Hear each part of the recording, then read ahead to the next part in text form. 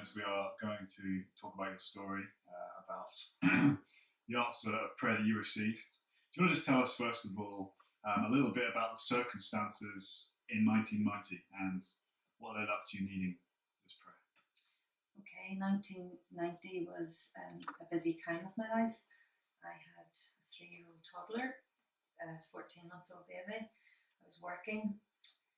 My father was very ill. He was terminally ill in the city hospital. So that entailed nightly visits to the hospital. So a very, very busy time. And it was when I was out working one night on a late shift that I began to experience weakness in my fingers and my toes, pins and needles, and didn't think an awful lot of it.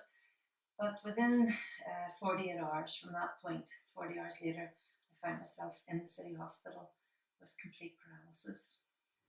So they didn't really know at the beginning what it was. So throughout that day that I went into hospital, it was a matter of doctors coming from all over, a lot of tests, lumbar punctures, all sorts of things.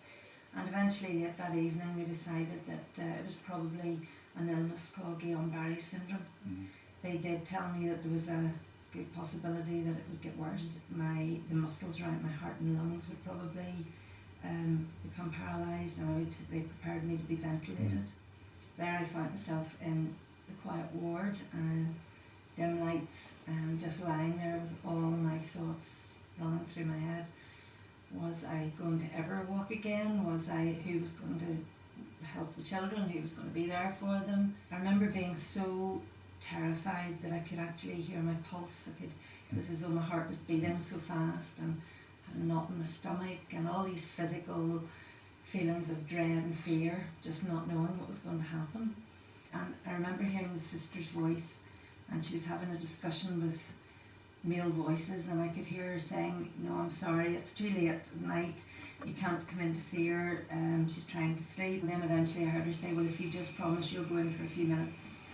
And then the curtain opened, and in came the man who was pastor of this church at the time, and 2 other members, one of which was Colin Spence. And I was just so glad to see them, and they sat with me, and of course all the tears started that I'd been holding back all day. He told me that they'd just come straight from the church where they'd held an emergency prayer meeting, and they told me about so many people were praying for me.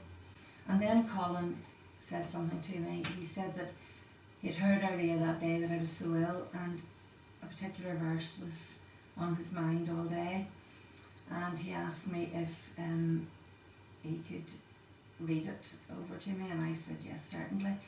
And it was James 5 verse 14. Of course the verse tells us that if anyone amongst you is sick, to call upon the elders of the church to pray with you and anoint you with oil. And he asked me would I mind if he anointed me with this oil and pray with me, and of course I gladly said yes. And something absolutely amazing happened. I felt a calm come over me, and it's a strange, I can't really describe how it was. It was a strange feeling. All those fears were still there. It didn't just take away the fear and the worries that I had. I was still scared. I was still worried for the children, the future, whatever was going to happen. In fact, I had wondered, was I even going to survive this? And that was all still in my mind. But it was like a blanket over the top of all of that, like a blanket of peace. I remember describing it to someone as though I had been injected with a sedative. Somehow I knew that God had answered Colin's prayers. Everything would be okay. I didn't know when, I didn't know how, but I just knew that it was going to be okay. Of course, if you read on where it tells us about a prayer offered up in faith will be answered, and that's exactly what happened to me that night. I was so desperate that I really prayed hard with Colin, and he prayed, and the faith was there that something would happen. And I think this is what happens in all of our lives. We pray, but yet somewhere in our minds we're thinking, God's not really going to answer that, or he's not going to answer it the way we want to answer it. And in fact, that's not how I probably would have wanted it. I would have wanted to be able to get up and walk out of that ward, but that's not how it happened.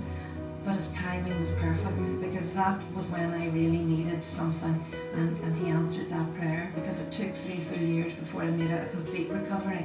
That following year was a bad year for my entire family, in that my father, who, as I said, was terminally ill, he passed away in August. In July I had to have surgery, totally unrelated to the problems that I had, but that was also a big issue. And then very suddenly and very sadly, my 38-year-old sister passed away very suddenly, and leaving 3 young children, and of course all the problems that brought.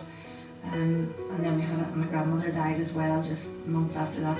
So in 9 months, within 9 months, all of those things happened to our family. And yet through each one of those things, I was aware of that peace and that calm. As soon as I prayed that God would just afford me that calm again, he did.